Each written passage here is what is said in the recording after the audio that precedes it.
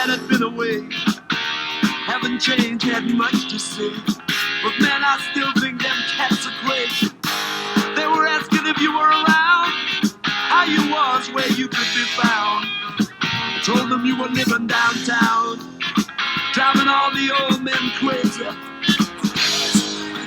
The boys are back in town. I said, the boys are back in town. The boys are back in town. The boys are back in town.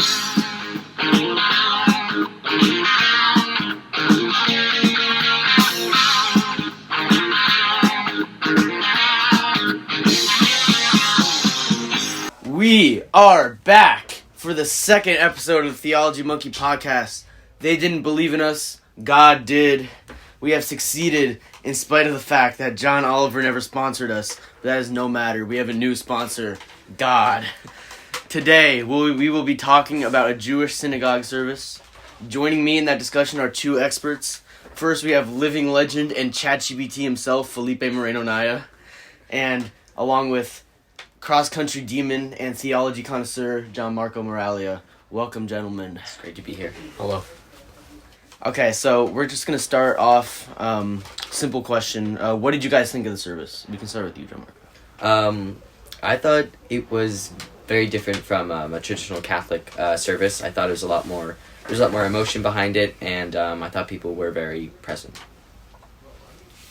Similar for me. I think that the service was, what I liked a lot about the service was the hospitality. Also, the idea that, that we can have interreligious dialogue with these other faiths. And I think one of the things I realized is how similar the Jewish faith and the Catholic or Christian faiths are. And I guess we can get to that a little bit later, but we saw, for example, a lot of the singing and dancing and a lot of the ideas of communal worship. And praising of God. Yeah. Was there anything that surprised any of you guys about the service? I guess I was surprised by the lack. I mean, just coming from a Christian, a Catholic perspective, the lack of maybe you feel a little bit. I felt a little bit distant from the mass in that I didn't go up and do anything as we have communion. I'm sure there are other ways that they participate, but for me, I was kind of maybe expecting something a little more active. Yeah, for me it was more I think it was more like seeing what a Jewish service actually is, because before I thought it was going to be something that was much more strict, much more Orthodox. People are going to be dressed in in suits and the darker clothes. And I certainly was not expecting singing or a guitar to be in the Temple Emmanuel, and I found it to be much more Christian-like, or much more open toward reform and toward the present day culture than I thought it was going to be. Yeah, and that's kind of what when we went on the tour after the service. That's a lot of what our tour leader was talking about, how it's Reform Judaism, and how it's a lot different from, Orthodox and even, conservative Judaism. Yeah. It would definitely be interesting to go to a more, because I think that was even in the fact that it's one of, the biggest, I don't remember what it said, but, the biggest largest in the Reformed US, temple in the entire... Right, yeah, so, US. it has a reputation to uphold, so it does... In that regard, it has a responsibility to kind of be this open, very, very, very accepting place. Not that other places aren't, but so I think it would be interesting to see how that compares to a more Orthodox synagogue. Yeah. Yeah, and it's a lot of what he was talking about how, the guitar, he said, that's very much a Reform thing. Yeah. I thought that was what surprised me. It was the guitar. I was not expecting that at all. It was the rabbi just came out and playing guitar. I thought that was cool. Yeah, I think the music was it felt, as people were saying, it felt like almost like a Christian or a Catholic music, and definitely you can see how music has kind of become, they say like they were trying to pander to more younger people, so we see that like they are kind of adapting to the times, which I think is, something. Yeah, and the other part of that is that they included the Baptist choir in the service that we went to. It was the MLK Day service, and they were singing a lot of Christian songs, and I think that definitely makes it seem like even more similar to like a Catholic mass. I found that to be very interesting. How I never thought that a Christian choir, in this case specifically a Baptist choir, would be going to a Jewish synagogue and singing songs that that talked about more Christian beliefs. Like I believe there were some songs that even mentioned Christ specifically, and the Baptist choir even actually wore a cross on their clothing or on their uniform. So I found that there's a very large amount of interreligious dialogue and interreligious interaction, and I never really imagined that.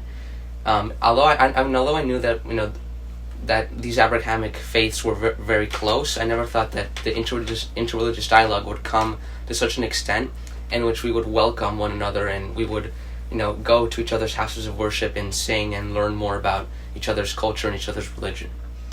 Yeah, but I think there is the distinction in that while the synagogue choir did sing songs in English, they also sang songs, I think it was in Hebrew. Yeah. And so there's kind of that tradition that they're kind of a lot closer to than I think the Christian churches, in that like their prayers, a lot of them were in Hebrew, and people know them. So I think that's interesting that they haven't quite left, like, and this is the most like reformed end of Judaism. So if you can only imagine what like a more orthodox setting would be, it would seem that it would be it would carry a lot more of that traditional Hebrew tradition. Yeah.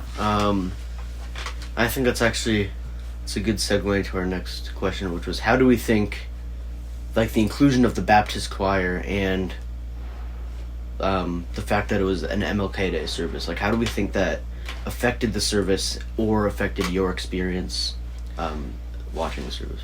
Well, I think it shows that well, first of all, in terms of how it was Martin Luther King Jr. Day, I think it just shows how much Martin Luther King Jr. impacted other religions, and not just the strival for African Americans to have equal rights as whites. It also shows how different religions struggled to try to make themselves prominent in the United States as well, because at that time the United States was a majority Protestant country, so there weren't a lot of there weren't many Catholics and Jews, and we see that Martin Luther King advocated for equality for all, whether you're a woman, a man, whatever ethnicity you're from, whatever religion you're from, and it just shows how the power that Martin Luther King Jr. had, and how a lot of these people from different religions listened to him, even though Martin Luther King Jr. was a Lutheran. They still listened to him, and they still listened to a lot of what he preaches. They even mentioned some of his speeches from like the March on Washington. In the Mass, one of them talks about like how he strives for equality between Gentiles and Jews, Catholics and Protestants, and so I found that to be a very very powerful thing, and so yeah. I thought like it's interesting how we saw earlier like how African Americans were kind of identifying themselves with the like Israelites being delivered from Egypt, like that song they were singing, and now we kind of have that reverse where the Jewish people they saw themselves as also fighting for their their rights in America. So it's interesting to see how they really have worked. They've both been on both sides of it. Yeah, and I think the coolest part of the whole thing was like it seemed like in between everything that they do at like a normal Jewish service, they read a speech that Martin Luther King gave. And so, as Felipe was saying, I think it just goes to show, like, just the impact of Dr. King and how his message sort of transcends all religion or ethnicity. And another important part, and John Marco kind of mentioned this when he said that it shows how Jews were trying to also trying to be incorporated also into American society as equals to Catholics and Protestants. And one of the ways that we see this, for example, is just the simple location of the temple. So when the tour guide talked to us, he talked to us about how the temple was placed on Fifth Avenue, which we know is a very significant place within New York City. And it was moved several times, but it was always on Fifth Avenue, and that represented a political statement to the rest of the New York and to the rest of the United States, saying that these people are Jews, and they're here to stay, and they're here to be incorporated into this society and this nation, which promises equal rights and equal freedom for all people, and that the Jews were not outsiders, but that they are part of American society. Yeah. Going back to what Bobby was saying about how like the mass itself, how they were reading Dr. Martin Luther King's speeches.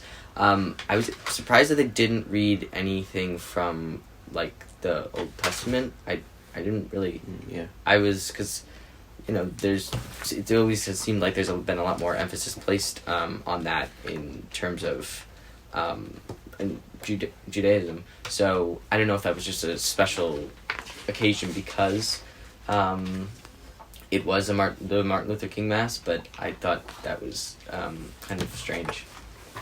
Yeah, another thing was almost the entire Mass was like sung, aside from aside from Dr. King's speeches.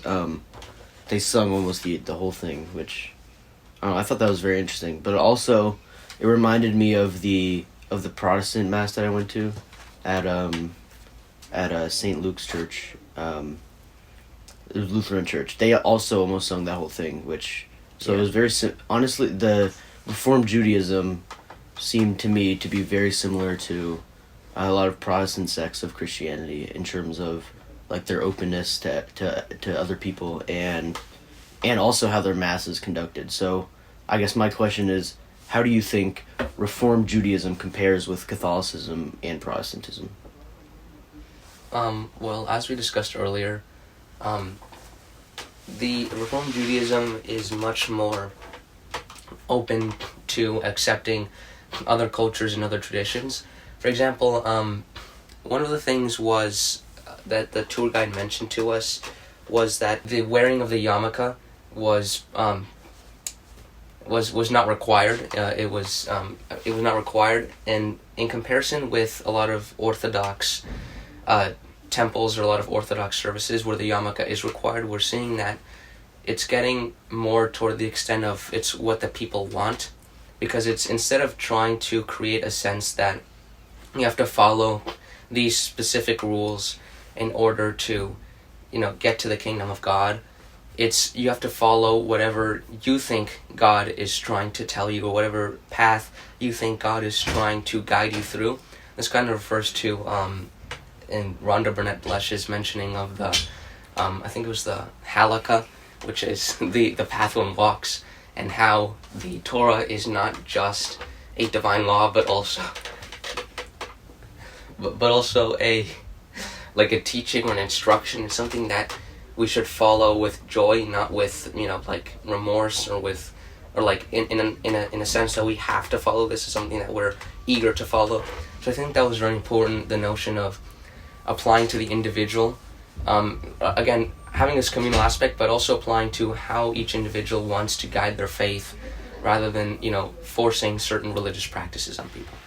Yeah, but I mean, on the topic of like it's what the people want, there's kind of like that can only be carried out so far, because I don't think regular people really have the theological background like there's obviously a reason and there's a theology behind the practices of the Jewish faith and all faiths really, so that just because the people don't want to do it seems to me like a little bit like it's a hard thing to it's a hard thing to like, can't think of the word. You have to balance it really, because you can't just, let the people do whatever they want to do, but you can't be like, no, you have to do this without like explaining it to them. So, and the individual we talked to at the synagogue, he kind of was a little bit more like, we don't really know why we do the things we do, but we do them because we're told to do them, and people are beginning to question that. So I think people are going to start to realize that people aren't really just doing whatever someone tells them to do anymore, because they're looking for an explanation. So I think that is something, especially Judaism, with it, because it's a little bit more steeped in traditional practices. I think they're going to have to really like explain why they do the things they do. Yeah, and there's also the idea that even within this Reformed church, there's also still disputes about really what certain things mean and how certain traditions should be conducted. Similar to, of course, in many other religions like Christianity and Islam. And one example that the tour guide gave us was the kissing of the Torah, because in some in some services, the Torah is passed around for people to kiss or to touch with their hands, and some people do that as like a sign of respect. The tour guide himself, personally said that he didn't like it. He thought it was kind of like praising an object rather than praising the idea of God. This is kind of going back to iconography. So we can see that even though, right, there's this idea that there's this, even though it's more Reformed and it's, guiding away from the clash between Reformed Judaism and Orthodox Judaism, there's still some disputes and still some arguments about how these traditions should be conducted. Yeah, and I liked what John Marco said about how, you can only take what the people want so far. Like, at some point, the people want to sin, but you can't just like say, yeah, do whatever you want, Yeah. But that's obviously not where they're going with this, but I think it's a good thing that you listen to the people and it's always a good thing to question tradition. And as our tour guide said, he said they should be listening to the youth and not listening to octogenarians like myself.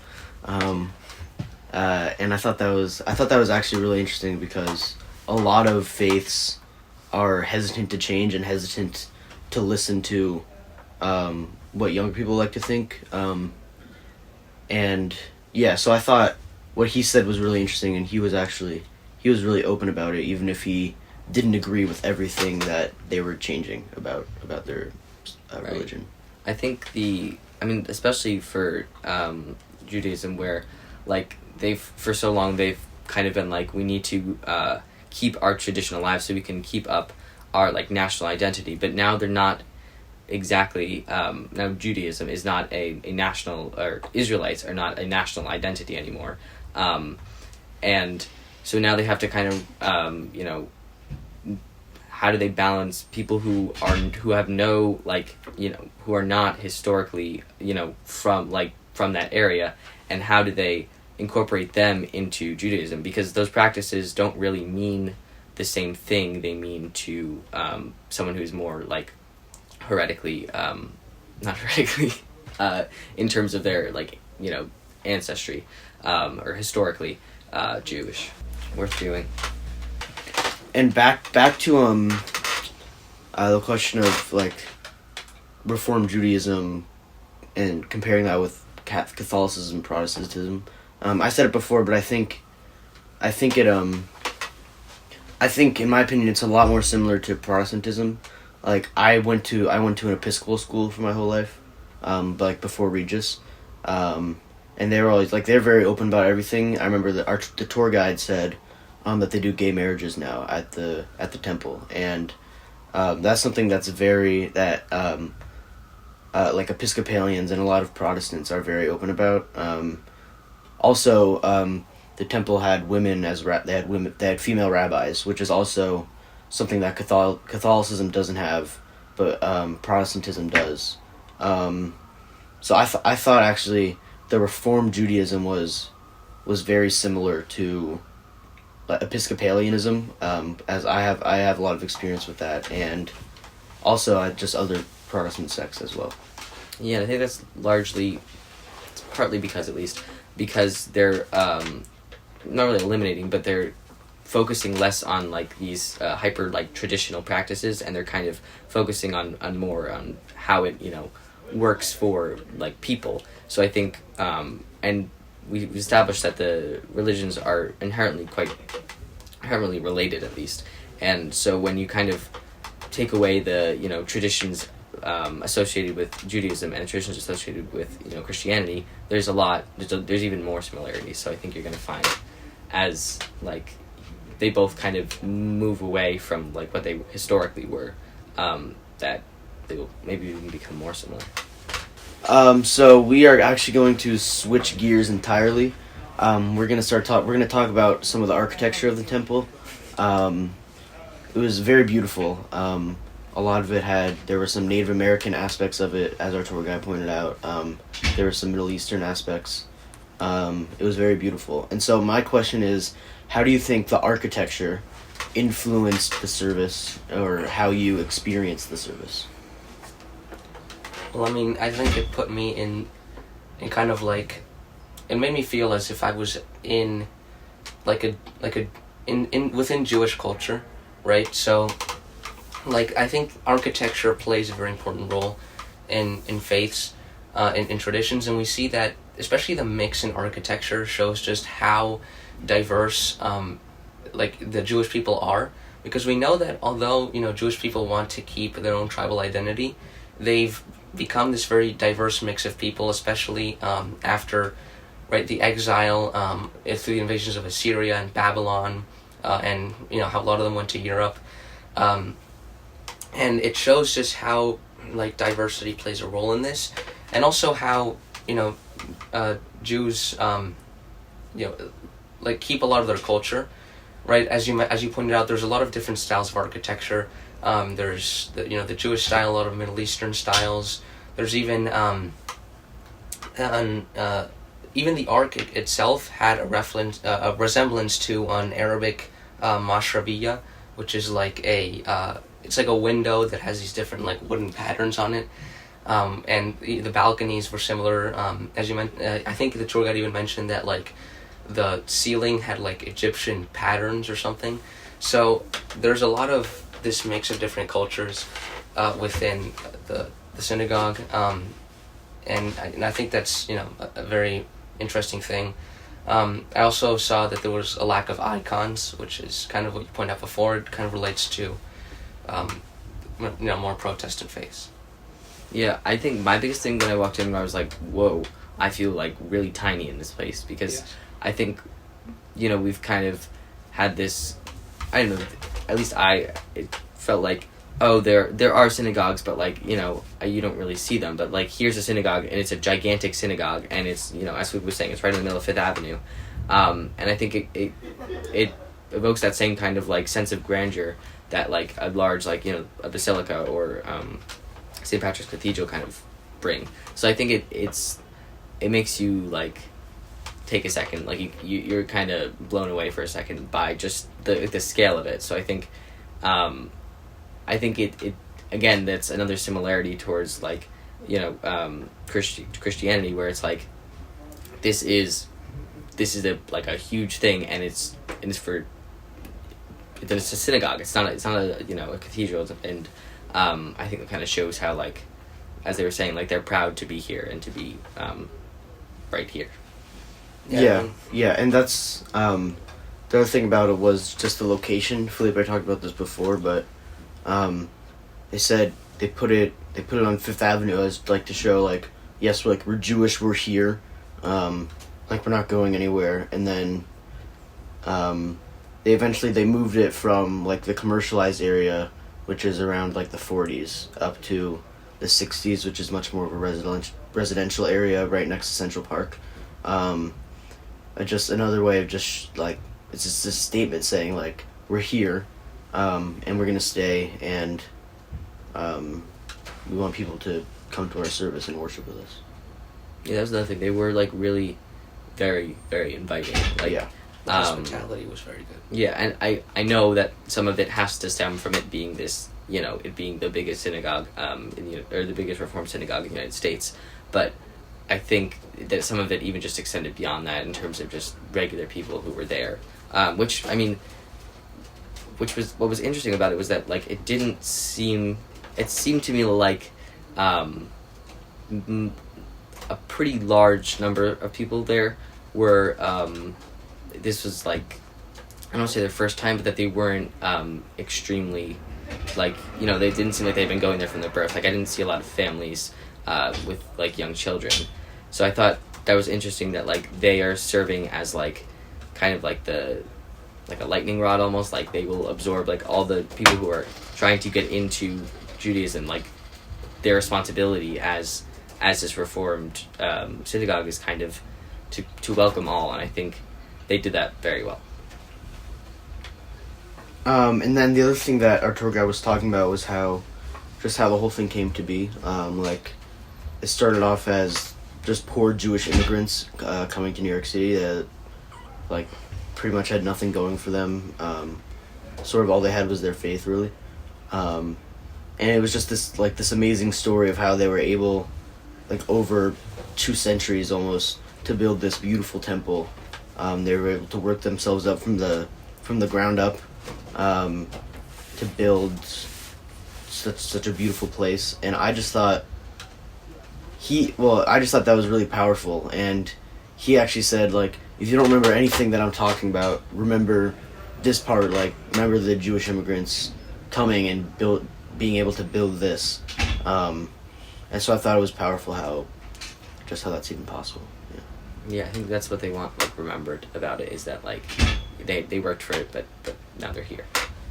Yeah, and another major aspect, I think, of that Julian mentioned of the architecture is the how it presents the Torah, I would say, and how it shows the importance of the Torah in Jewish culture. And he mentioned, for example, the Ark and the pillars that are surrounding it. Because there was this ark in the center, as I talked about before, it had this kind of like Arabic style window, and then on the other 2 sides on the exterior there was these like pillars, and he mentioned how that kind of resembled the Torah, because the Torah are scrolls, and the ark is where that you store the Torah. I think he mentioned there was 7 or Torah, and also like the marble was in this like kind of old parchment color. And the ark itself, the wooden style of the ark kind of looked like writing. So it showed just how important the Torah is for Jews, kind of relating back to before, the idea of the Torah being the center of the Jewish life, and the path one walks, right? It's the teaching, it's teaching, the instruction, and the Torah is essentially just what guides Jews in their following of God. Well, I think that about wraps it up. I apologize for the noise that we're hearing. They're after us. As you can tell, even though God is our sponsor, he doesn't give us any money. And we're underground. And yeah, we're in an active construction site, so yeah. Anyway, thank you for joining me, John Marco, Felipe. Thank you for being here. Thank you. Hopefully we get to do this again. Look forward to it. But for now, that was the Theology Monke podcast, episode 2. Goodbye, everybody. Goodbye,